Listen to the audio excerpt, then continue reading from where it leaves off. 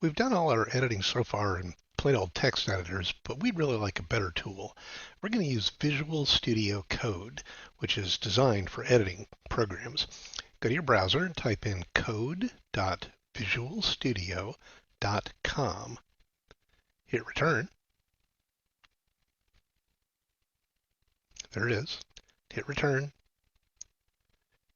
And it should offer you this blue button, Download for Mac OS. Go ahead and click that. Then it's asking you specifically, do you want to allow downloads? Yes, you do. So click Allow. And the usual meter in the upper right corner of your browser will show you how the download's going. When it finishes, you'll get a chance to install Visual Studio Code. Look in the lower right corner of your whole screen. You can see that Visual Studio Code icon bouncing up and down. Click on the download arrow and you can see the file that was downloaded. Double click on that and you'll see the Visual Studio Code installation icon bouncing away. Click on that. It'll ask, do you really want to do it? Yes, you say open. And here you go. First thing it wants to know is which theme do you want? Now please pick the light version if you're going to work with me. I can't see very well with the dark themes. So click the light modern. Scroll down over here on the left. Go to the next. And there's all these settings, but you can leave them alone for now. So click Mark Done. And by golly, it's all set to go. So let's open the folder that had our test program in it. You go up to the upper left, click these two pages, click the blue Open Folder button, and open the test folder. All the files in there will be available for you to edit. Now it asks, do you trust the author? Well, the author's you, so you do. Click on program.cs and notice in the lower right you get an opportunity to install some C# support. Visual Studio Code recognized that your program was written in C# and there's some stuff you'll need to add. So go ahead and say install it.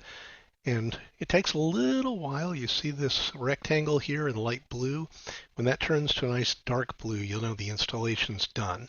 It actually takes a little time, not minutes, but hey, there you go. All right, so close that tab. You don't want to sign in, so just say we'll skip that for now.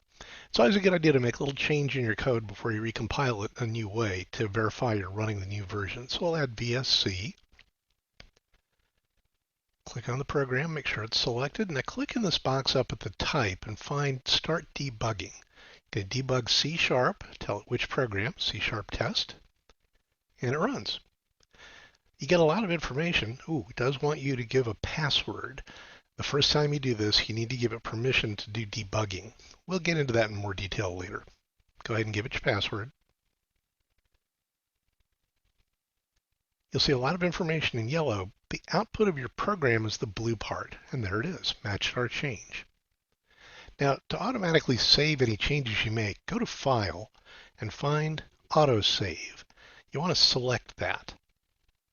Bump it over a bit. Click on that. And it's a good idea to select it again, at least long enough to see that it's got a check mark next to it. When it's got a check mark, you know it's currently set to go to autosave. Now we'll make one more change. And add the word again here. And a simpler way to start your program after the first time is you go up here to Run, Start Debugging. You can also just press F5.